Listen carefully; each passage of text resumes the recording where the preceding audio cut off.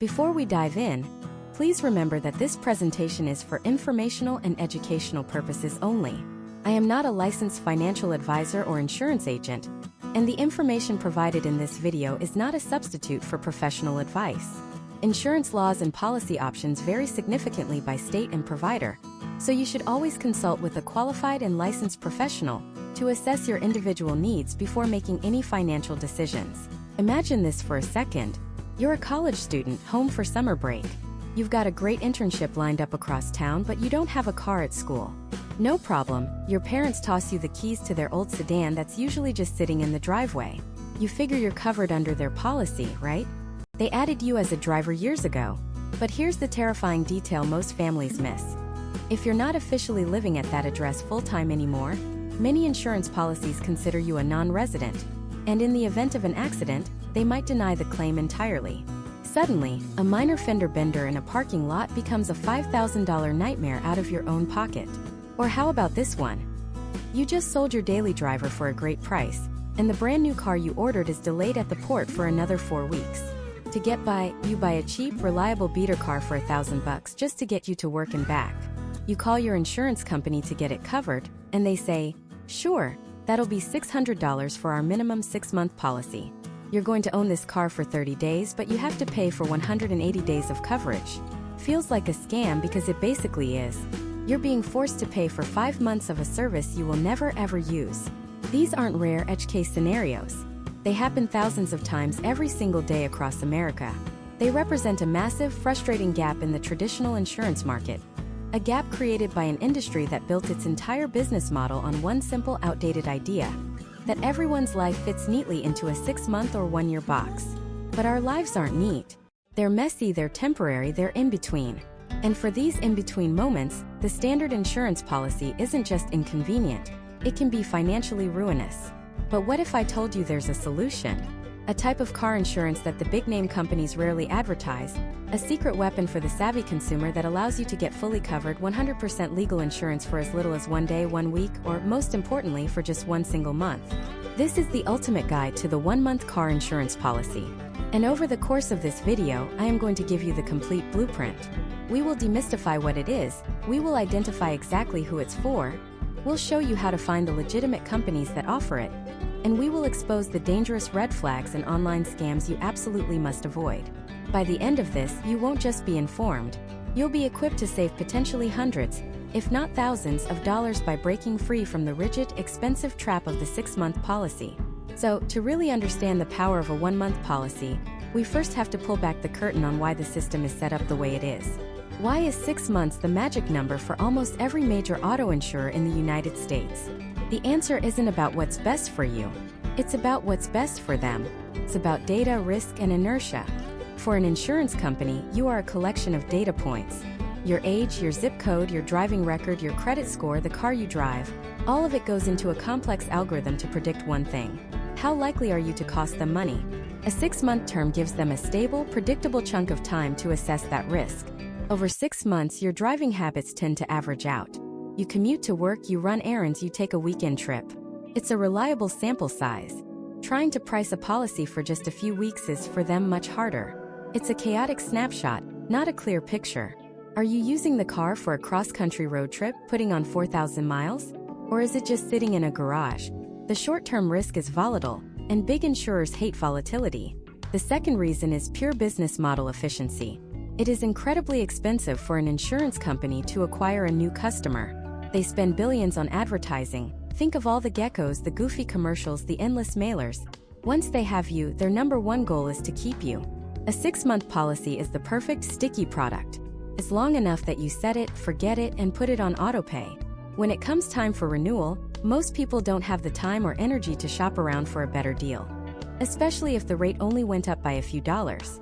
They just let it roll over. That's called customer inertia. And it's the bedrock of their profitability. A 1-month policy completely shatters this model. It encourages shopping around. It puts the power back in the hands of the consumer. It's a transactional relationship, not a long-term subscription, and that is the last thing their business model is designed to handle. Think of it like this. Forcing you into a 6-month policy for a temporary need is like a grocery store forcing you to buy a 50-pound sack of potatoes when you only need 2 for dinner tonight. Or a gym making you buy a full year's membership when you're only in town on business for a week. It's a system designed for their convenience and their profit, built on the assumption that your life is as predictable and stable as their quarterly earnings report. But we all know that's not reality. Modern life in America is more fluid and transient than ever before. The rise of the gig economy means people are switching jobs, and therefore cars and commutes, more frequently. Remote work allows people to live in one state for a few months and then another. The concept of a digital nomad isn't just for influencers. It's a reality for millions. We buy cars online and need to get them insured to drive them home from 3 states away. We help relatives move across the country. We are a nation in motion. And this new reality demands new, more flexible financial products that can adapt to our lives, not the other way around. This is where the concept of temporary, or 1-month car insurance finally enters the picture. So let's define it simply and clearly. A 1-month car insurance policy is not some watered-down, sketchy form of coverage. It is a full-fledged, legally binding insurance policy that provides all the same protections as a standard policy, including liability, collision, and comprehensive coverage, but it's written for a fixed, short-term period. It's designed to fill the gaps. Let's tackle the biggest myth right now. Is this even legal? Is it real insurance? The answer is an emphatic yes. When you purchase a legitimate temporary policy, you are getting a policy that meets and often exceeds your state's minimum liability requirements. You get a real insurance card, a real policy number, and a real declarations page. If you get pulled over, you are legally insured. If you get into an accident, you are legally covered up to your policy limits. The only difference is the expiration date. Instead of expiring in 6 months, it might expire in 30 days. You'll hear it called a few different things which can be confusing: short-term insurance, temporary car insurance, or even gap coverage. For our purposes, we're focusing on policies that last for roughly 1 month, as this is one of the most common and useful timeframes. It's crucial not to confuse this with pay-per-mile insurance, which is a different product entirely, where you have a long-term policy but your rate fluctuates based on how much you drive. What we are talking about is a policy with a hard start date and a hard end date, tailored specifically for a temporary situation. It's a surgical tool, not a blunt instrument. It's designed to solve a specific problem for a specific period of time, saving you from the waste and expense of a traditional, long-term contract. The existence of these policies is a direct response to the failure of the mainstream insurance industry to adapt to the needs of the modern American driver. Let's be brutally honest for a moment.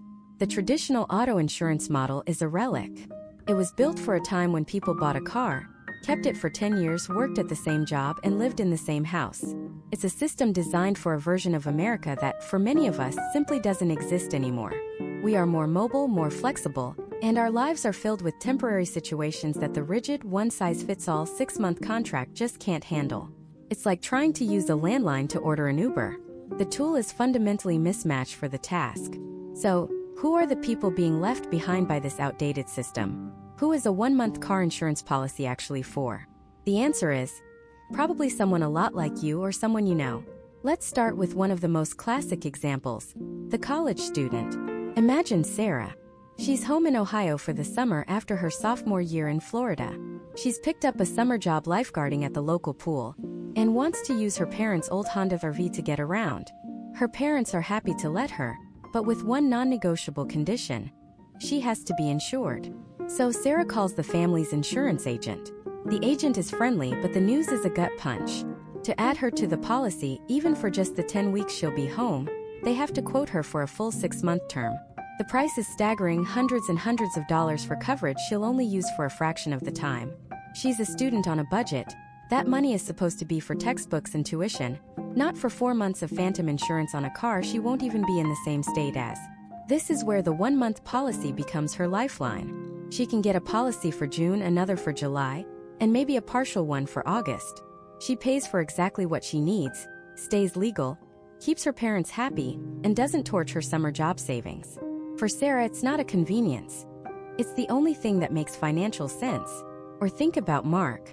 Mark just landed his dream job in Austin, Texas, but he's currently living in a small apartment in Los Angeles.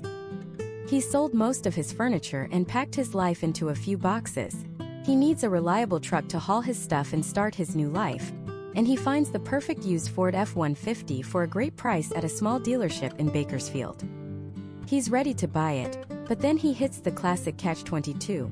The dealership won't let him drive it off the lot without proof of insurance. But his new Texas-based insurance agent can't write him a policy for a vehicle that isn't registered in Texas yet.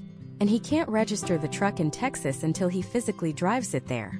He's trapped in an administrative nightmare. He owns a truck he can't drive. Does he pay for a long-term, expensive California policy, only to cancel it a week later and get a new one in Texas, likely facing cancellation fees and a mountain of paperwork?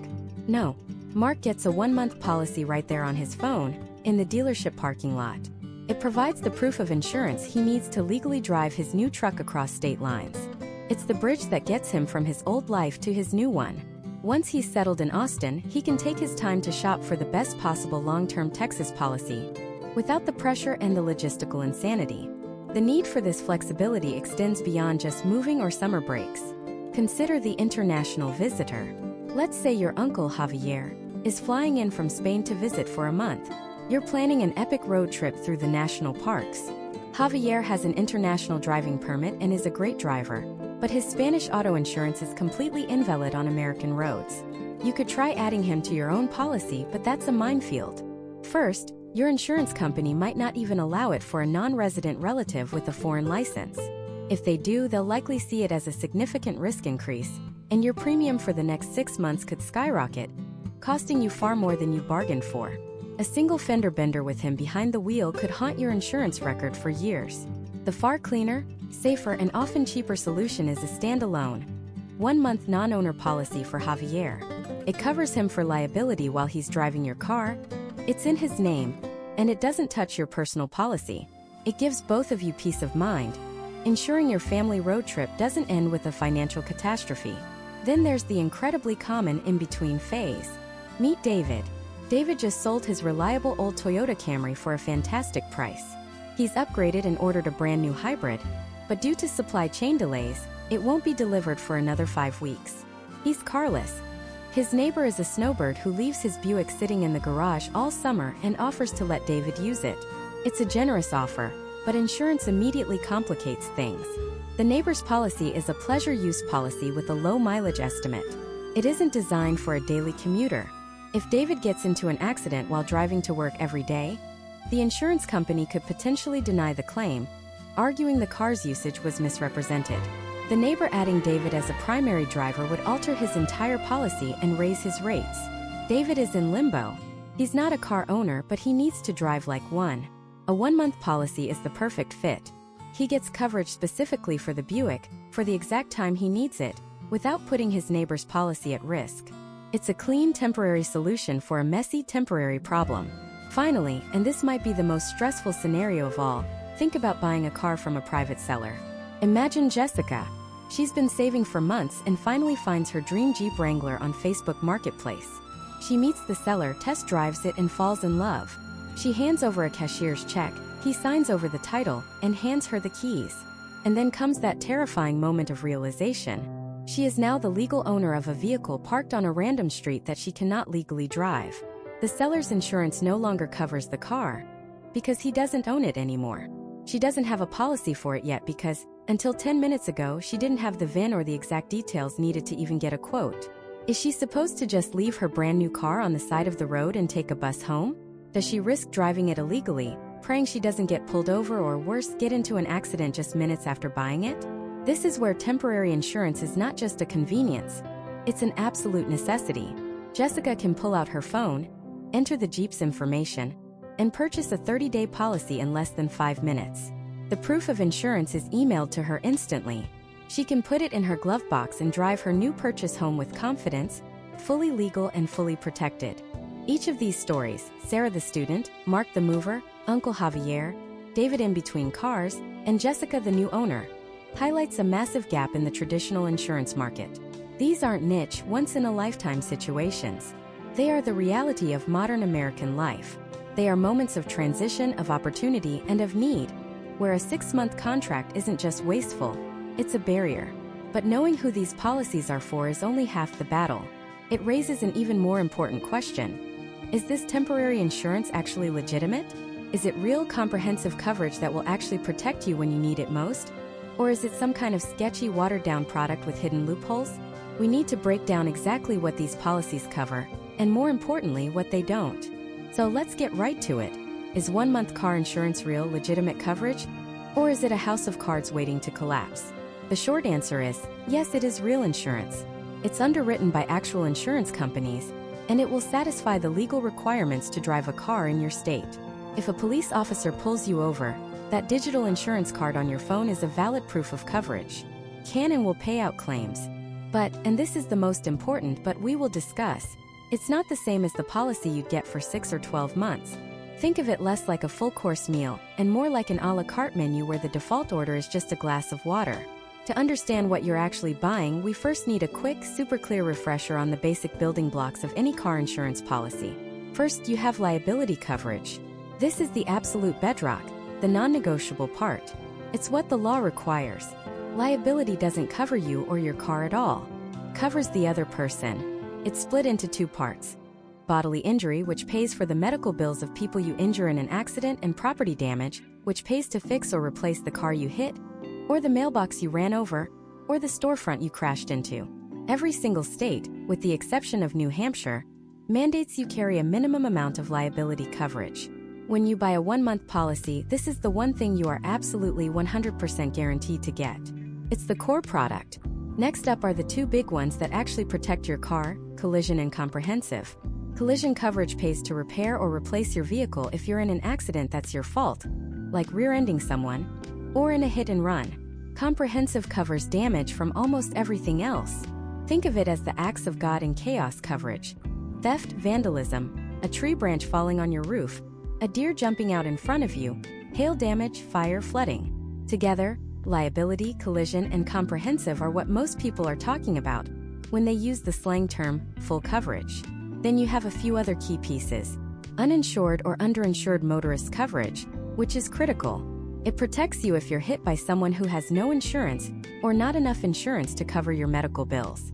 And finally, there's medical payments coverage or MedPay and personal injury protection or PIP, which help pay for your own and your passengers' medical expenses after an accident, regardless of who was at fault. Okay, so with that foundation, let's look at a typical 1-month policy. What's in the box? When you go online and get a quote for temporary insurance, the default, base level package will almost always be state minimum liability coverage only. That's it. It's the cheapest possible option designed to do one thing and one thing only: make you legally compliant to drive. It will keep you from getting a ticket, but if you cause a 5-car pileup, that state minimum coverage could be exhausted in seconds, leaving you personally on the hook for hundreds of thousands of dollars. And if your own car is totaled, you get a check for $0. It offers no protection for your own vehicle whatsoever. Now, can you get more? Absolutely. Most providers of these short-term policies do allow you to add collision and comprehensive coverage. You can click the checkboxes and build yourself a full coverage policy for the month. But every time you click, you will watch that price quote jump up, sometimes significantly. This is the a la carte menu I was talking about. The basic legal burger is cheap. Want cheese? That's extra. Want bacon? That's extra. Want the fancy aioli sauce? That's gonna cost you. So yes, you can get a policy that protects your own car for a month, but you have to be intentional about it and willing to pay the higher premium. You cannot just assume the cheapest option covers you. This is where we get into the really crucial part: the hidden loopholes and the things that are almost always missing. This is what separates a standard long-term policy from a temporary one. Let's talk about the bells and whistles you probably take for granted with your Geico or Progressive policy. First, rental car reimbursement. If you get into a major accident and your car is in the shop for 2 weeks, a standard policy often includes a provision to pay for a rental car, maybe $30 or $40 a day. With a 1-month policy, forget it. That's almost never included. You'll be paying for that Uber or that Enterprise rental out of your own pocket. Second, roadside assistance. That flat tire, dead battery, or empty gas tank on the side of the highway. Your 6-month policy probably has a number you can call for help. Your 1-month policy almost certainly does not. You're on your own to find and pay for a tow truck. Third, and this is a huge one for anyone with a car loan, gap insurance. Gap insurance is what pays the difference between what your car is worth and what you still owe on your loan if it gets totaled. Imagine you owe $15,000, but the car's market value is only $12,000. If it's totaled, a standard insurer pays you the $12,000, and without gap coverage, you're still on the hook for that extra $3,000 for a car you can't even drive anymore. 1-month policies do not offer gap insurance. It's simply too complex of a risk for such a short term. So if you're borrowing a car or driving a newly purchased car with a loan on it, this is a massive risk you're taking with a temporary policy. But the single biggest, most dangerous loophole is the one buried in the fine print: the deductible. A deductible is the amount of money you have to pay out of pocket for a collision or comprehensive claim before the insurance company pays a single penny. With a standard policy, you might choose a deductible of $500 or maybe $1,000 to lower your premium. With 1-month policies, to make their prices seem attractively low, they often default to incredibly high deductibles. We're talking $1,500, $2,000, even $2,500. Let me paint a picture for you. Let's invent a guy named Mark. Mark is a college student home for the summer. His parents let him use their spare car, a nice 5-year-old Honda Accord, to drive to his summer internship an hour away. To be responsible, he buys his own 1-month insurance policy so he's not on his parents' plan. He sees a great deal online, clicks a few buttons, and gets what he thinks is full coverage for a low price. He feels great. 2 weeks later, he's leaving work, and in the parking lot, he misjudges a turn and scrapes the entire side of the car against a concrete pillar. It's an ugly deep gash across 2 doors. It's his fault, so he files a claim with his 1-month collision coverage. The body shop quotes the repair at $3,000. Mark thinks, "Phew, good thing I have insurance." Then he gets the call from the claims adjuster. The adjuster informs him that, per his policy documents, he has a $2,000 deductible. This means the insurance company will write a check for $1,000, and Mark is personally responsible for paying the other $2,000 to the body shop. Suddenly, his cheap insurance policy doesn't feel so cheap. He's a college student on an intern's budget. He doesn't have $2,000 lying around. He has to make that humiliating call to his parents, explaining that he not only damaged their car but now needs to borrow $2,000 to fix it. This happens every single day. People are lured in by the low upfront cost, not realizing that the policy is designed to only cover catastrophic damage. A $2,000 deductible makes the insurance functionally useless for any minor or moderate accident. That fender bender, that scraped door, that cracked windshield. It's all going to come out of your pocket. So, when we ask what a 1-month policy covers, the answer is complex. Covers you legally, can in theory cover your car, but it's often a skeletal version of what you're used to. It's stripped of the conveniences like rental reimbursement and loaded with potential financial landmines like sky-high deductibles. It's not a scam, but it requires you to be an incredibly savvy, detail-oriented consumer. You have to read every line and understand that you are making a trade-off. You're sacrificing comprehensive protection and peace of mind for short-term flexibility and a lower initial price. The real question then becomes, who is this trade-off actually good for? Who are the specific people in the specific situations where this kind of bare-bones, high-risk policy actually makes sense? Let's break it down case by case. The first and perhaps most classic example is the college student. Picture this: you spend 9 months of the year on campus, miles away from home, living the dorm life. You don't have a car, you don't need a car. You walk to class, you use the campus bus, maybe you have a bike. But then summer break hits. You come home for 3 glorious months, and you need to get to your summer job, see your high school friends, and just have some freedom. Your parents have a spare car sitting in the driveway. Maybe it's an older Honda Civic they keep for emergencies. They're happy to let you use it, but there's a problem. You're not on their insurance policy. Why? Because keeping a 20-year-old driver on a family policy year-round when they only drive for 3 months is incredibly expensive. We're talking hundreds, maybe even $1,000 or more over the course of a year, just for coverage you're not using. So what's the alternative? Your parents could add you to their policy just for the summer, but most standard policies are sold in 6-month terms. They can't just add you for June and July and then take you off. They'd have to add you, pay the massively increased premium for the entire 6-month period, and then go through the hassle of removing you in the fall. It's clunky, it's inefficient, and it's expensive. This is the perfect entry point for a 1-month policy. You, the student, can take out a policy in your own name on your parents' car, just for the month of June. When June is over, you buy another one for July. Maybe you're going on a family vacation for the first 2 weeks of August and don't need the car, so you don't buy a policy. Then, for the last 2 weeks before you head back to school, you buy one more. You get exactly the coverage you need for exactly the time you need it. You're not wasting a dime on coverage for September, October, and November when the car is just sitting in your parents' driveway and you're in the campus library. It's surgical. It's precise.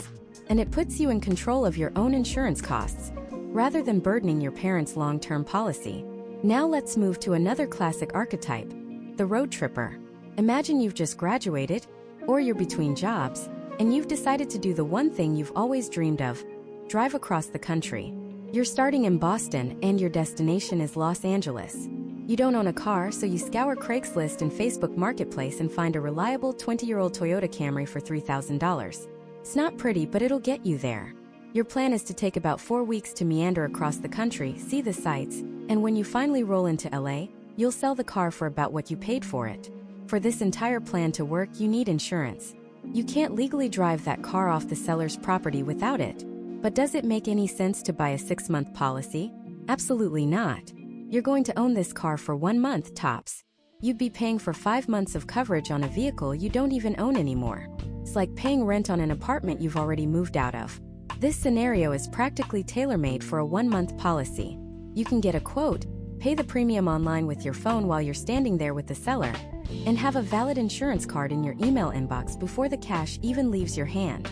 You are now legally insured to drive that Camry from coast to coast. You have your adventure, you see the Grand Canyon, you cruise down Route 66. When you get to California and sell the car to the next adventurer, your policy simply expires. There's nothing to cancel. There are no refunds to worry about. No phone calls to an agent. The transaction is as temporary as your ownership of the car. It's a tool that enables a specific short-term life experience without the baggage and commitment of a traditional financial product. Let's explore a third very common situation that most people don't think about until it happens to them: borrowing a car for an extended period. Let's say your car breaks down. It's not a simple fix. The transmission is shot, and the mechanic tells you it's going to be in the shop for at least 3 to 4 weeks waiting on parts. You're in a panic. You need to get to work, you have to pick up your kids from school. A rental car for a month would cost a fortune. But then a lifeline. Your kind-hearted uncle says, "Hey, my old pickup truck just sits in my driveway most of the time. Why don't you just use that until your car is fixed?" It's an incredible offer. But here's the dangerous assumption many people make. They think because their uncle gave them permission, his insurance will automatically cover them. This is a huge misunderstanding of something called permissive use. Permissive use coverage is designed for occasional and frequent use. It's for when you let your neighbor borrow your truck for an hour to pick up a new couch. It is not designed for when you hand over the keys to someone for a month straight, and they become the primary driver. If you get into a serious accident a few weeks in, his insurance company could argue that you were not a permissive user, but an unlisted regular operator of the vehicle, and they could deny the claim entirely. This puts both you and your kind uncle in a catastrophic financial and legal position. It's the kind of thing that ruins relationships. The clean, simple, and responsible solution is a 1-month, non-owner or temporary policy. You can take out a policy on your uncle's truck in your name just for the month you'll be using it. This completely isolates the risk. If you have an accident, it's your temporary policy that responds, not his. His insurance company is never even involved. His premiums don't go up. Your relationship is protected. You're paying a few $100s to ensure that a multi-thousand-dollar accident doesn't create a family disaster. Finally, consider the international visitor or the temporary worker. Someone flies into the United States from, say, Germany or Japan for a 6-week project or a long vacation. Renting a car for that long can be prohibitively expensive. A smarter financial move is often to buy a cheap, reliable used car for a couple $1,000s and then sell it before they fly home. But how do they get insurance? They have no U.S. driving record. They have no permanent U.S. address. Trying to get a standard 6-month policy from a major carrier would be a bureaucratic nightmare. If it's even possible, they'd be quoted astronomical rates if they get quoted at all. This is another area where the 1-month policy is not just an option. It's one of the only options. These policies are built for high-risk, non-standard situations. The insurance company knows the driver is a temporary visitor. They know the situation is short-term. The higher monthly premium reflects that risk, but it provides a clear path to getting legal and getting on the road. For that visitor, it's the key that unlocks the entire country. It gives them the freedom to explore, to commute to their temporary job, and to live like a local, all without being trapped by rental car counters or the limitations of public transport. It's a bridge product, designed to span a very specific, temporary gap in a person's life. So we have the student home for the summer, the cross-country road tripper, the person borrowing a car long-term, and the visitor from abroad. These are the textbook cases, the perfect fit scenarios where a one-month policy isn't just a good idea. It's a brilliant solution to a very specific problem. But here's where we have to be incredibly careful. For every one of these perfect fit scenarios, there are situations that look like a good fit on the surface, but are actually dangerous financial traps. There are people who are drawn to these policies for the wrong reasons, and they end up paying a devastating price. And understanding the difference between a smart use and a disastrous mistake is absolutely critical. So let's start with the most common and dangerous misuse: the person trying to game the system. We'll call him the system gamer. This is the individual who buys a car and realizes they need proof of insurance to get it registered at the DMV. Their logic is deceptively simple. Why pay for 6 months of insurance when I only need a piece of paper for one day? So they go online, find a 1-month policy, pay the initial fee, get their digital insurance card instantly, and head straight to the DMV. They walk out with a registered car and a license plate, feeling like they've just pulled off a brilliant financial hack. They've beaten the system. That afternoon, they call the insurance company and cancel the policy, maybe even getting a prorated refund for the unused weeks. For a moment, it feels like a victory. But what they don't realize is that they've just stepped on a financial landmine.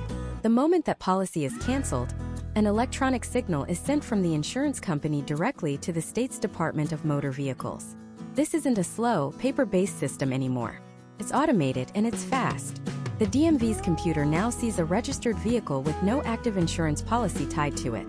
This triggers a series of events that are anything but a victory for our gamer. First, a letter is automatically generated and sent to their address, demanding proof of continuous coverage and often levying an immediate fine for the lapse. Ignore it and the penalties escalate. The state will suspend the vehicle's registration. If they're caught driving with a suspended registration, the car gets impounded, and they face hefty fines and a court date. In some states, they'll even suspend your driver's license. But the state penalties are only half the story. The real damage is to their insurance record. That intentional cancellation creates what is known in the industry as a lapse in coverage. To an insurance company, a lapse is one of the biggest red flags a driver can have. It signals unreliability and high risk. When our gamer decides maybe a few months later that they actually want to drive their car and need real insurance, they are in for a brutal shock.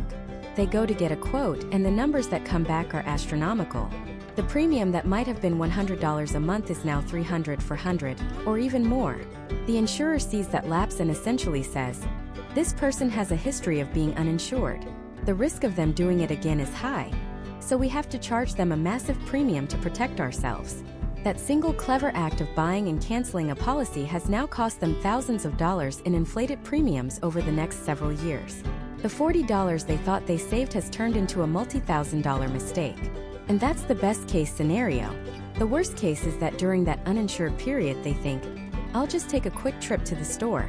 A fender bender, a moment of distraction, and suddenly they are personally liable for tens of thousands of dollars in damages, medical bills, and legal fees. Their attempt to save a tiny amount of money has led to complete financial ruin. The second major misuse comes from a different place.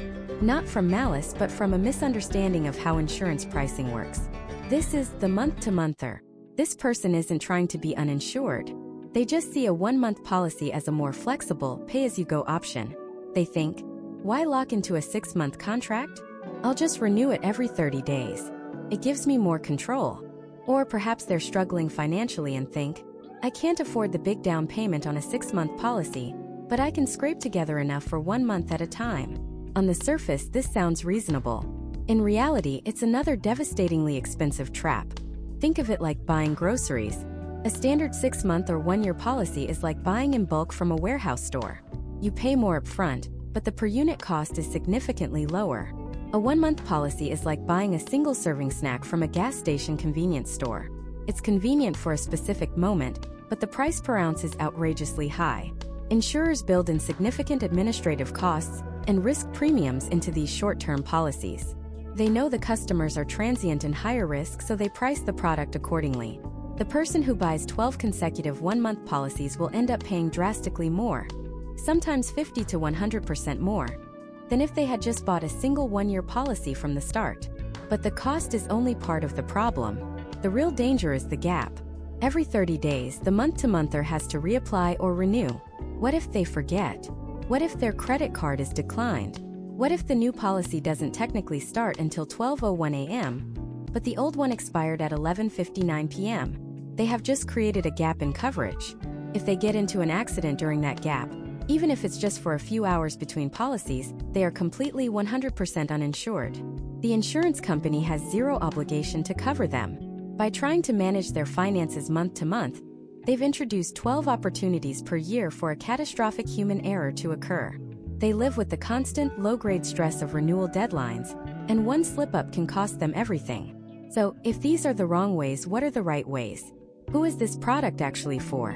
The answer lies in understanding that one-month insurance is not a replacement for standard insurance. It is a specialized tool. It's a bridge, not a road. It's designed to solve a very specific, temporary problem. Let's look at a perfect example. The summer driver. Meet Emily, a 20-year-old college student. She's home for 3 months during the summer and needs a car to get to her internship. Her parents have an extra car, a 15-year-old Honda, that sits in the driveway. Their first instinct is to add her to their family policy. But when they call their agent, they discover that adding a 20-year-old driver, even temporarily, will cause their premium to spike for the entire 6-month term. It might also jeopardize their long-standing safe driver discounts. For them, it's a costly and complicated mess for just a few months of use. This is where a temporary policy shines. Emily can purchase her own separate 2- or 3-month policy, specifically for that Honda. It's in her name. It provides the liability coverage she needs to be legal on the road. It completely isolates the risk from her parents' policy. When she goes back to school at the end of the summer, the policy simply expires. There's no cancellation, no lapse, no long-term impact on anyone's insurance record. It is a clean, elegant, and cost-effective solution to a temporary transportation need. Here's another ideal user. The in-betweener. This is David. He just sold his trusty old Camry and has ordered a brand new car from the factory, but it won't be delivered for another 6 weeks. He can't be without a car, so he buys a cheap, older car for $1,000 just to bridge the gap. David knows he will own this beater car for exactly 6 weeks. It makes absolutely no sense for him to take out a standard 6-month insurance policy on it. He would have to pay to start it, and then potentially pay a cancellation fee to end it just over a month later. Instead, David is the perfect candidate for a 1-month policy, which he can then renew for the final 2 weeks. He gets exactly the amount of coverage he needs for exactly the amount of time he needs it. It covers him legally for his short-term car. Once his new vehicle arrives, he lets the temporary policy expire and starts a proper, long-term, feature-rich policy for the car he plans to keep for years. He used the temporary policy as a tactical tool to fill a clearly defined short-term gap. No gaming the system, no accidental lapses. Just a smart consumer using the right product for the right job. Now let's pivot from a temporary car to a temporary need. Meet Chloe. Chloe is a 20-year-old college student in Boston. For 9 months of the year, she's a public transit pro. She's got the subway map memorized, doesn't own a car, and is listed as an occasional driver on her parents' policy back in Ohio for when she's home on holidays. A car in the city for her would be an expensive, useless lawn ornament. But then summer hits. She lands an incredible 3-month internship at a biotech firm out in the suburbs. It's a huge career opportunity, but there's one problem. It's in a public transit desert. To get there, she needs a car. Her parents have a solution. Their old, reliable Honda Civic is just sitting in their garage. It's paid off, it runs great, and they're happy to let her use it for the summer. Fantastic, right? Well, not for their insurance agent. The moment Chloe and her parents start looking at the options, they hit a wall of complexity and cost. Option 1. Add the Civic back onto her parents' policy and list Chloe as the primary driver. The quote they get back is staggering. Insuring a 20-year-old as a primary driver, even on an old car, sends their premium through the roof. And the worst part? They have to commit to a full 6-month policy term. They'd be paying that inflated rate for a full 6 months, even though Chloe only needs the car for 3. Then they'd have the hassle of remembering to call the agent, remove the car, and reclassify Chloe as an occasional driver again. It's a logistical and financial headache. Option 2. Chloe gets her own policy. This seems more responsible, but the numbers are even scarier. As a young driver with a limited history, a standard 6-month policy in her own name is astronomically expensive. Plus, she runs into the same problem. She's paying for 6 months of coverage when she only needs 3. She could, in theory, cancel the policy after 3 months. But this can come with cancellation fees, and the refund process can be slow and complicated. It felt like trying to use a sledgehammer to hang a picture frame. Both options were clunky, expensive, and completely mismatched to her actual need. She wasn't trying to drive for a year. She was trying to get to her internship for a summer. This is where the concept of a 1-month policy became her secret weapon. Instead of locking into a long-term, overpriced contract, Chloe found a provider specializing in short-term insurance. The process was entirely different. She got a quote for a 30-day policy. It was more expensive on a per-day basis than a standard annual policy would be, but the total cash outlay for that 1 month was a fraction of what a 6-month policy would have cost. It was a predictable, manageable expense. She could pay for 1 month, and if the internship was going well, she could simply renew it for the next month and then a third time. After her 90 days were up, she just stopped. No cancellation calls. No prorated refund battles. No lingering financial commitments. The policy simply expired and she was done. But the real value went deeper than just the convenience. By getting a policy in her own name, even a temporary one, she completely separated her driving risk from her parents' policy. If she had a minor fender bender in the company parking lot, it wouldn't impact her parents' rates or their claims history at all. It was her policy, her responsibility. This was a massive relief for her parents and a huge step toward financial independence for her. Furthermore, she was now actively building her own insurance history.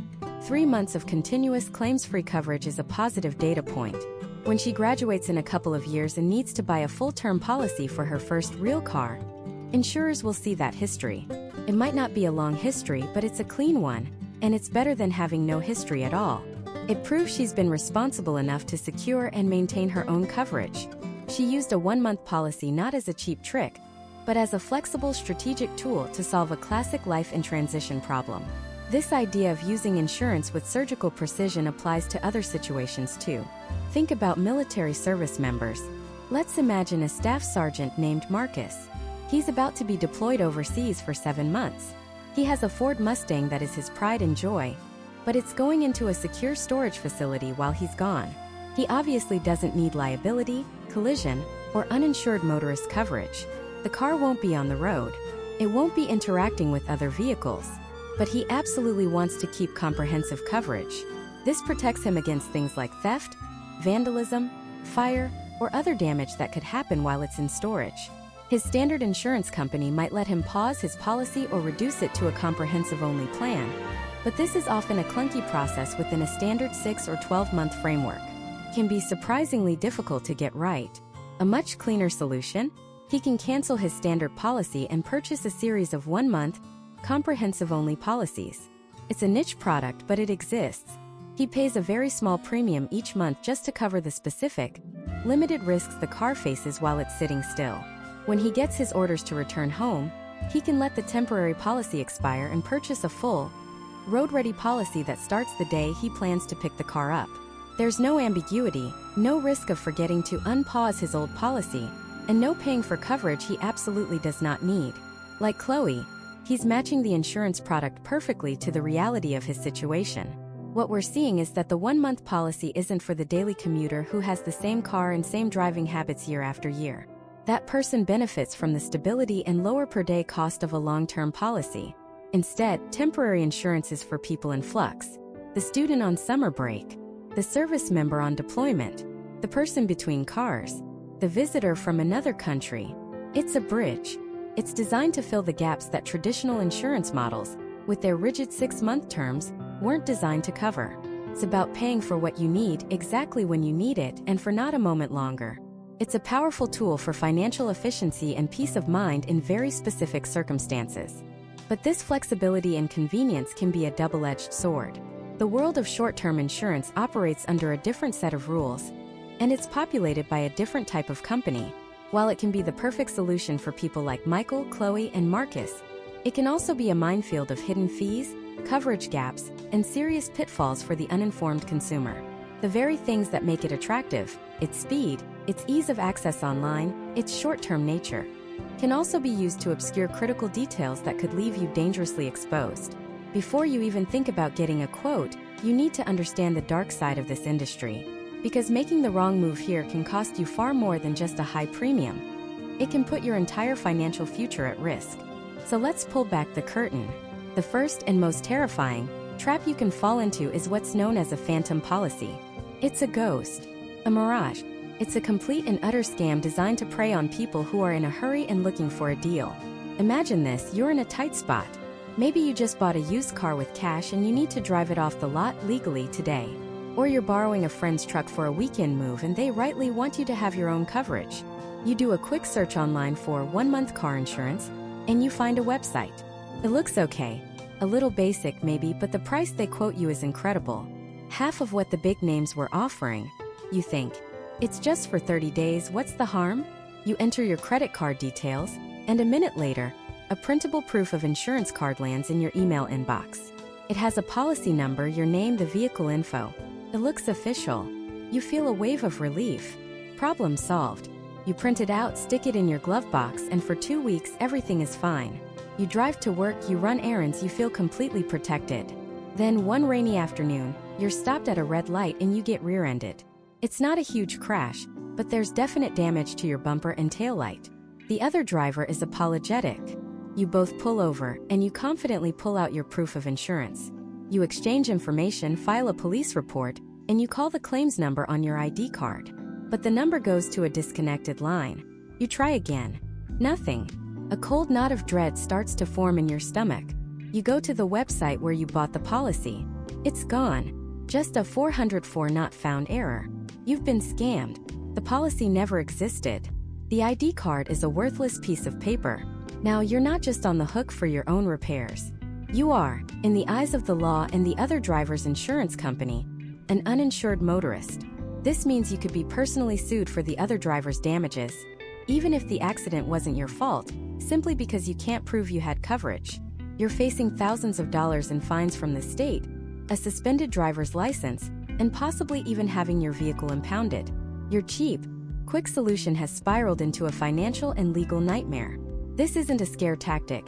It's a reality for thousands of Americans every year who fall for these phantom policies. But the dangers aren't just limited to outright fraud. The second major pitfall is the bare-bones coverage trap. These policies are technically legal, but they are so stripped down that they're practically useless in a real-world scenario. Every state has a minimum liability coverage requirement. It's the absolute lowest amount of insurance you can legally carry. For example, in a state like California, the minimum for property damage is just $5,000. $5,000. Let that sink in. The average cost of a new car in the United States is now over $47,000. If you tap the bumper of a brand new Honda Civic in traffic, you could easily cause more than $5,000 in damage, especially with modern sensors and cameras. What happens to the rest of the bill comes directly to you. Your legal insurance policy pays out its tiny limit, and then the other driver's insurance company, or their lawyers, will come after your personal assets, your savings, your paycheck, even your home, to cover the difference. These bare-bones policies are designed to do one thing and one thing only: satisfy the legal requirement for the lowest possible price. They are not designed to actually protect you. The companies selling them know that people shopping for 1-month policies are often price-sensitive and in a hurry. They advertise the rock-bottom price, knowing you probably won't read the fine print about the dangerously low coverage limits. You think you're being responsible by getting insured, but you're essentially buying a ticket that only gets you halfway to your destination, leaving you stranded when you can least afford it. This leads us to the third, and perhaps most insidious long-term consequence: the gap in coverage penalty. Insurance companies are all about data and risk assessment. One of the biggest red flags for them is a driver who has a lapse in their insurance history. To them, it doesn't matter if you were between cars, out of the country, or just forgot to renew. A gap is a gap, and a driver with a gap is statistically more likely to be in an accident. When you buy a 1-month policy and then let it expire without immediately starting a new one, you've just created a gap. Even if it's only for a day or two, that gap is now a permanent part of your insurance record. The next time you go to get a standard 6-month or 1-year policy, every single insurance company will see it, and they will punish you for it. Your rates will be significantly higher, not just for the next policy but potentially for years to come. You could end up paying hundreds or even thousands of extra dollars over the next few years, all because you tried to save a little money with a short-term policy and didn't manage the transition perfectly. That so-called cheap 1-month policy has now cost you a fortune in the long run. You've been branded a higher risk, and you'll pay the price every time you renew. So, how do you navigate this minefield? How do you find a legitimate short-term option without falling for a phantom policy, a useless bare-bones plan, or a future-destroying coverage gap? It starts with one non-negotiable rule. You must vet the provider. Before you ever give a company a single dollar or a piece of personal information, you have to do your homework. First, and most importantly, check if the company is licensed to sell insurance in your state. Every state has a Department of Insurance website. You can simply Google your state's name plus Department of Insurance license lookup. It's a public database. If the company you're considering isn't listed there, run. Do not walk, run. It's either an outright scam or an unlicensed operator, and you want nothing to do with either. Second, look for independent reviews. Don't just trust the glowing testimonials on the company's own website. Look them up on the Better Business Bureau, on Trustpilot, on Google Reviews. See what real customers are saying. Are there complaints about claims not being paid? About surprise fees? About difficulty canceling? A pattern of negative reviews is a massive red flag. A legitimate company will have a long track record and a generally positive, or at least mixed public reputation. A scam artist will have a thin or non-existent history, or a flood of 1-star reviews from people who got burned. Finally, pick up the phone. Call their customer service number. Does a real, knowledgeable human being answer the phone in a reasonable amount of time? Ask them a few specific questions. Can you explain your liability limits for my state? What is the exact process for filing a claim? What are the fees associated with canceling the policy early? If they are evasive, if they can't give you clear answers, or if you can't get anyone on the phone at all, that tells you everything you need to know about what it will be like trying to get help from them after you've had an accident. So you've learned how to spot the fakes and avoid the scams. You know how to verify a company is legitimate. But that's only half the battle. Because even among the real companies, there's a huge difference between a policy that just keeps you legal and one that actually protects you. How do you find that sweet spot? The policy that gives you the coverage you actually need without paying for things you don't? It comes down to understanding 3 critical numbers on your quote sheet that 99% of people ignore. And misinterpreting these numbers is the single biggest mistake legitimate customers make. A mistake that can leave you just as exposed as having no insurance at all. These 3 numbers are almost always written together, separated by slashes. You've seen them before. It might look like 25/50/25, or 50/100/50, or maybe even 100/300/100. To most people, this is just insurance jargon. They see the price, they see the policy is active, and they think they're good to go. But these 3 numbers are the absolute heart of your financial protection. They represent your liability limits, and they dictate the maximum amount of money your insurance company will pay out if you cause an accident. Let's be crystal clear about something right now. Liability coverage has absolutely nothing to do with you, your car, or your injuries. This coverage is for the other person.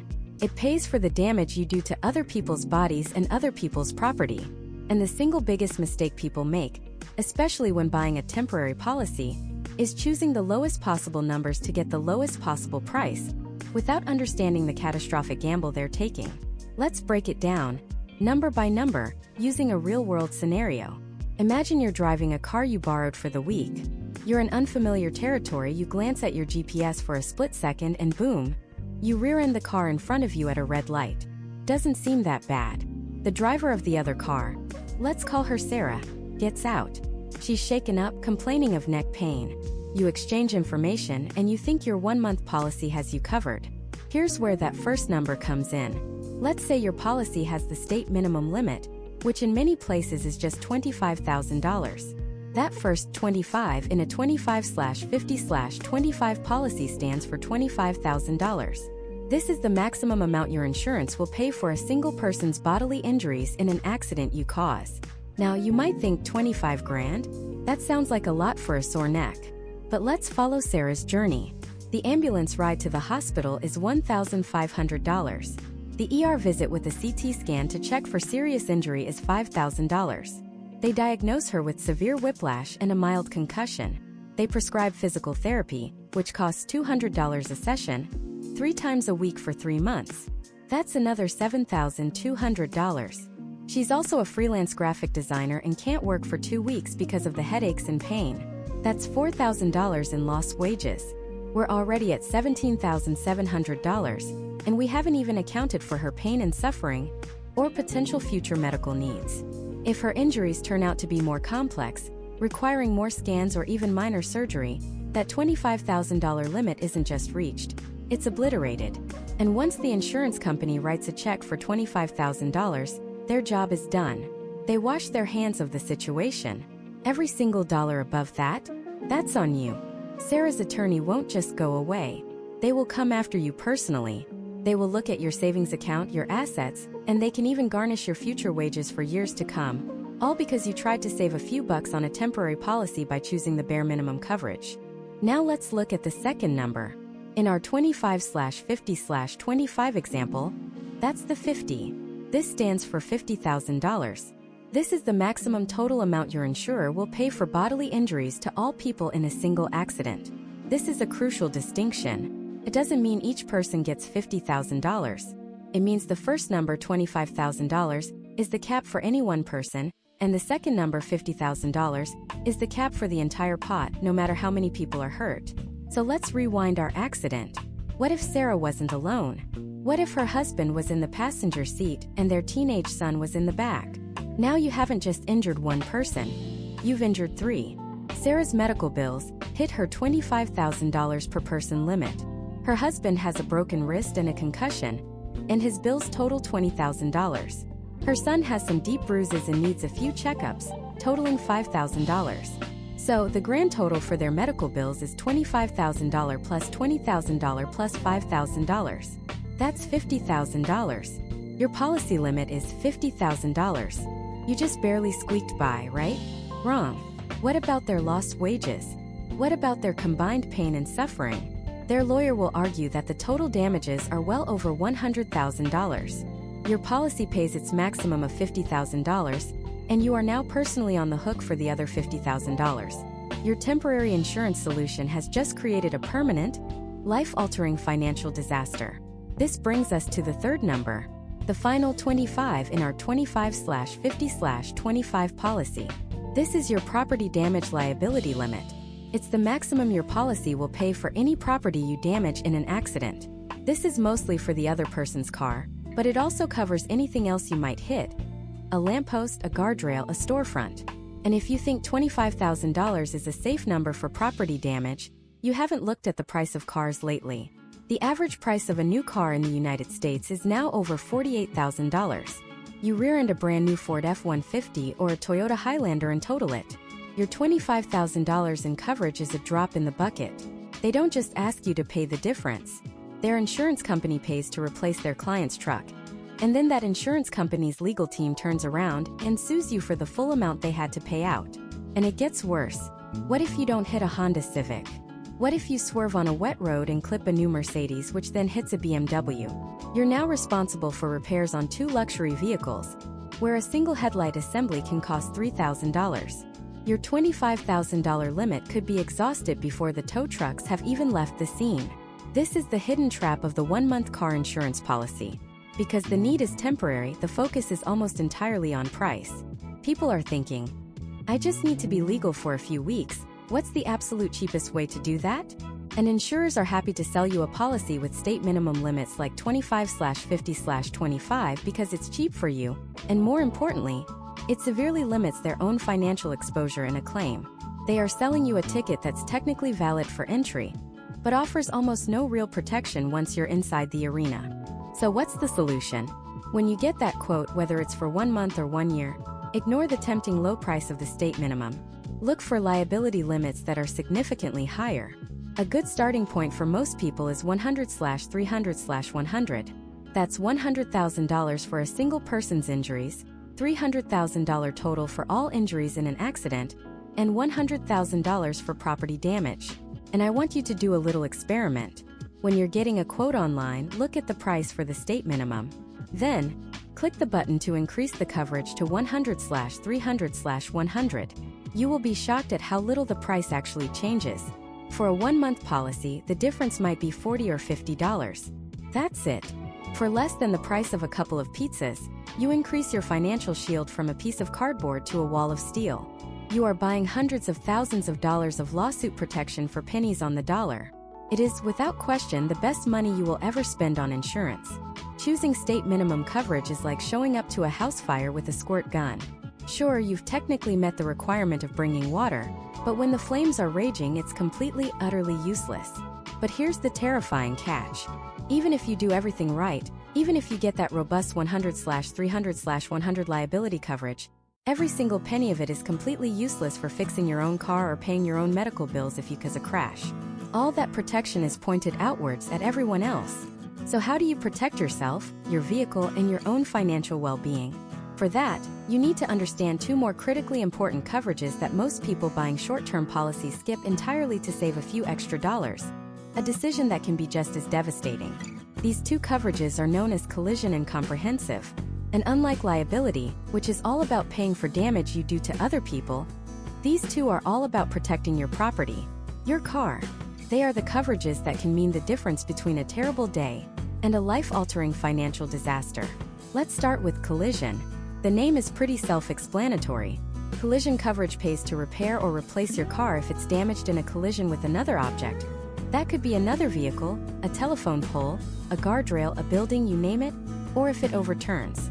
The most important detail here is that it pays out regardless of who is at fault. Imagine you're on that cross-country road trip we talked about. You've got your 1-month policy, and you're driving through Montana at dusk. It's a beautiful but unfamiliar 2-lane highway. Suddenly, a massive deer leaps out in front of you. You slam on the brakes and swerve instinctively. You miss the deer, a small victory, but your car skids on the damp pavement, leaves the road and smashes into a rocky embankment. You're shaken up, but okay. The car, however, is a wreck. The front end is crumpled, the axle is clearly broken, and fluids are leaking everywhere. It's not going anywhere. Now let's play this out 2 ways. In scenario 1, you did what most people do when buying a temporary policy. You bought the cheapest possible option to be legal. You have state minimum liability coverage, and that's it. You call a tow truck, and that's a few $100s out of your pocket right there. They tow the car to a local garage, where the mechanic takes one look and tells you the repair bill will be over $10,000. Far more than the car is even worth. It's a total loss. Your liability insurance does absolutely nothing for you. It's designed to pay for the guardrail you might have damaged, not your own vehicle. So here you are, stranded 1,000 miles from home with no car, a bill for a tow, a potential bill for scrapping the vehicle, and you've lost the entire value of your car. Your trip is over. You're out thousands, maybe tens of thousands of dollars, all in a split second. It's a catastrophe. Now for scenario 2. When you bought your 1-month policy, you were smart. You paid the extra, let's say $60 or $70 to add collision coverage with a $1,000 deductible. Same accident, same wrecked car. But this time, the experience is completely different. You call your insurance company's claims line. They may even help arrange the tow. An adjuster comes out to look at the car and confirms it's a total loss. They determine the actual cash value, what your car was worth the moment before the crash, is, let's say, $12,000. They subtract your $1,000 deductible, and they cut you a check for $11,000. Is it a great day? No, of course not. You've been in an accident and lost your car. But are you financially ruined? Not at all. You have $11,000 to put towards another vehicle. You can get home. Your life can continue without being derailed by one moment of bad luck. That is the power of collision coverage. It's a financial airbag for your car. The second half of this protective shield is comprehensive coverage. If collision is for crashes, comprehensive is for, well, almost everything else. Its official name is often other than collision coverage, and that's the best way to think about it. It covers damage to your car from a wild list of unpredictable events. We're talking about theft, someone just flat out steals your car. Vandalism, Someone keys your paint or smashes your windows. Fire. Flooding. Hailstorms that make your car look like a golf ball. A tree branch falling on it during a storm. Or, in a bit of irony, hitting that deer you swerved to avoid in the last example. Yes, hitting an animal is typically covered under comprehensive, not collision. It's the act of God and weird stuff policy. Let's imagine another scenario. Maybe you're borrowing your friend's SUV for a month while they're out of the country. You're a good friend, so you buy a 1-month policy to cover yourself. But again, to save money, you only get liability. You park the car on the street one night and wake up the next morning to find it's just gone. You call the police, you file a report, but the car has vanished into thin air. Your liability insurance is useless. Now you're in the gut-wrenching position of having to call your friend and tell them their $25,000 SUV is gone, and you have no way to pay them for it. You are personally on the hook for the full value of that vehicle. It's a friendship-ending, credit-destroying nightmare. But if you had paid the extra $20 or $30 for comprehensive coverage, after you file the police report and the insurance company does its due diligence, they will pay you the actual cash value of the stolen vehicle, minus your deductible. You can then give that money to your friend. The friendship is saved. Your finances are intact. It's the difference between a horrible, awkward phone call and a manageable problem. The same goes for that freak hailstorm. Without comprehensive, you're paying thousands for repairs yourself. With it, you just pay your deductible. So why on earth would anyone, especially someone in a temporary or unfamiliar driving situation, skip these coverages? The answer almost always is price. People see a 1-month policy as a temporary, throwaway expense. Their goal is to find the absolute lowest number that makes them street legal. They think, I'll be extra careful for 30 days. What could possibly happen? This is a massive gamble. The risk of theft, a hailstorm, or a collision with a deer doesn't care if your policy is for 1 month or 1 year. In fact, if you're driving in an unfamiliar city or on a long road trip, your risk of an accident can actually be higher. The single most important question you must ask yourself is this: if my car were totaled tomorrow, could I afford to go out and buy another one with cash, without it causing me serious financial hardship? If the answer is no, then you cannot afford to go without collision and comprehensive coverage. It doesn't matter if it's for a month, a week, or a single day. The cost of the coverage is minuscule compared to the potential cost of replacing an entire vehicle out of your own pocket. And there's one more critical factor. If you have a loan or a lease on your car, you don't have a choice. Your lender, the bank that technically owns the vehicle, legally requires you to maintain both collision and comprehensive coverage at all times. They have a financial interest in that car, and they're not going to let you gamble with their asset. Letting those coverages lapse, even for a short period, is a violation of your loan agreement and can have severe consequences. So now we understand the full picture of protection, liability for others, and collision and comprehensive for ourselves. But knowing what you need is only half the battle. The other half is navigating the minefield of actually finding and purchasing one of these elusive policies without getting scammed or overpaying. And that's where the real challenge begins. So, how do you actually find one? How do you cut through the noise and get the coverage you need for just the time you need it, without signing your life away or falling into a trap? The answer, ironically, is to stop looking for a 1-month car insurance policy. I know.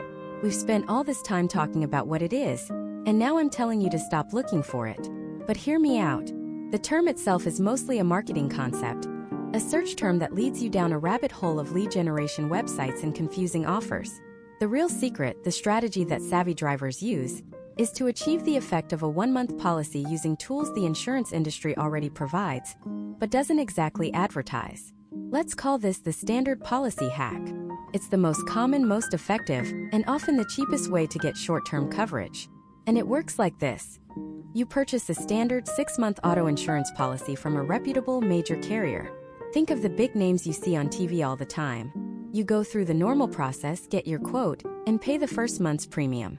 You are now fully insured. You get your insurance cards instantly, your information is sent to the DMV, and you are 100% legal and protected. Then, after 3 or 4 or 5 weeks, whenever you no longer need the coverage, you call them up and cancel. Now this is the critical part. In almost every state, insurance companies are legally required to refund you for any unused premium on a prorated basis. This means if you paid for 30 days of coverage but only used 25, you get a refund for the 5 days you didn't use. If you bought a 6-month policy and cancel after exactly 1 month, They owe you a refund for the remaining 5 months. You only pay for the exact number of days you were covered. But wait, you might be thinking, isn't there a catch? Aren't there cancellation fees? This is where you need to be smart. Some companies, often the non-standard, higher-risk carriers, will charge a short-rate cancellation fee. This is a penalty, usually a small percentage of the remaining premium, designed to discourage people from doing exactly what we're talking about. However, the vast majority of major, preferred insurance carriers do not charge cancellation fees. They will happily cancel your policy and send you a check or direct deposit for the unused premium. The key is to ask one simple question before you buy. When you're on the phone with the agent or going through the online quote, you ask, "What is your cancellation policy? Are there any fees or penalties for canceling midterm? And are refunds issued on a prorated basis?" If they say no fees and yes, prorated, you've found your golden ticket. You've effectively created your own 1-month insurance policy. This method gives you the best of all worlds: the robust coverage and customer service of a major carrier, the lowest possible rates because you're not paying a premium for a specialty product, and the flexibility to stop coverage the exact day you no longer need it. It's the industry's open secret. Now, what if you're not comfortable with that approach? Or you're dealing with a company that does have cancellation fees? This brings us to strategy number 2, the niche specialists. While the big players don't typically advertise 30-day policies, there are smaller, often non-standard insurance companies that do specialize in this market. Companies like the General, Safe Auto, or other insurers that cater to higher-risk drivers are sometimes more willing to write policies for shorter, defined terms.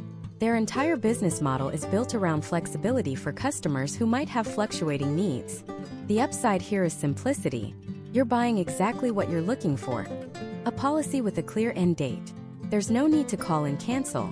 The downside? The price. These policies are almost always more expensive. You're paying a premium for the convenience and for the fact that they are taking on a customer who they know is only sticking around for a short time. Insurance companies make their money on long-term customers, so a short-term client is less profitable and therefore charged a higher rate.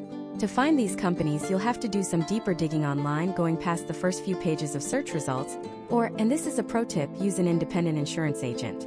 This is strategy number 3, and it might be the most powerful: use a broker. An independent insurance agent or broker is your secret weapon.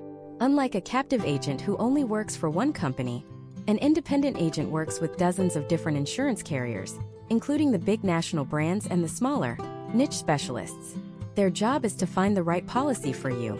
You can walk into their office or call them up and say, "Here's my exact situation. I need coverage for my son's car for the 5 weeks he's home from college. What's the absolute best way to do this?" They can instantly compare the standard policy hack from a major carrier against a specialty short-term policy from a non-standard carrier. They know which companies have cancellation fees and which don't. They have access to carriers you've never even heard of. They do all the legwork, all the comparison shopping, and present you with the best options. Using a good broker can save you hours of frustration and potentially hundreds of dollars. So, you have your strategies, but just as important as knowing what to do is knowing what not to do. The search for temporary insurance is littered with scams and predatory companies, and you need to be able to spot the red flags from a mile away. First, be extremely wary of any website that promises instant 1-month insurance, but doesn't give you a firm quote from a specific, recognizable insurance company. Many of these are just lead generation sites that will sell your personal information to a dozen different agents who will then spam your phone and email for weeks. Second, if a deal seems way too good to be true, it is. A price that is drastically lower than every other quote you've received is a massive red flag. These ghost policies might give you a piece of paper that looks like an insurance card, but when you actually get into an accident, you'll find out the policy never existed and the company has vanished. Third, look at the payment methods. A legitimate insurance company will accept credit cards, debit cards, or electronic bank transfers. If a provider is demanding payment via wire transfer, gift cards, or some other untraceable method, run. Do not walk, run. That is a scam 100% of the time. Fourth, demand to see the policy documents before you pay. A real insurer will provide you with a full breakdown of the coverages, limits, and terms of the policy for you to review. A scammer will be vague and pressure you to pay first. And finally, trust your gut. If a company's website looks unprofessional, if the agent on the phone is evasive or uses high-pressure sales tactics, if anything at all feels off, just move on. There are plenty of legitimate ways to get the coverage you need. A few extra minutes of due diligence can save you from a financial catastrophe. Ultimately, securing car insurance for just 1 month is a puzzle. It's about understanding that the piece you're looking for might not be labeled 1-month policy. The solution might be a standard policy that you use for 1 month. It might be a non-owner policy that covers you, the driver, in any borrowed car. It might be a specialty product from a carrier you've never heard of. The key is to diagnose your specific need first. Are you borrowing a car? Storing a car? Driving a new purchase home? Each scenario has a slightly different, optimal solution. By knowing these strategies, the cancellation hack, the niche specialist, and the power of a good broker, you're no longer at the mercy of a confusing system. You're in control. You have the playbook. You can get the exact protection you need for the exact time you need it, and you can do it with confidence knowing you've made a smart, informed decision. You've protected your finances, protected your peace of mind, and kept yourself and others safe on the road. And in the end, that's what insurance is all about.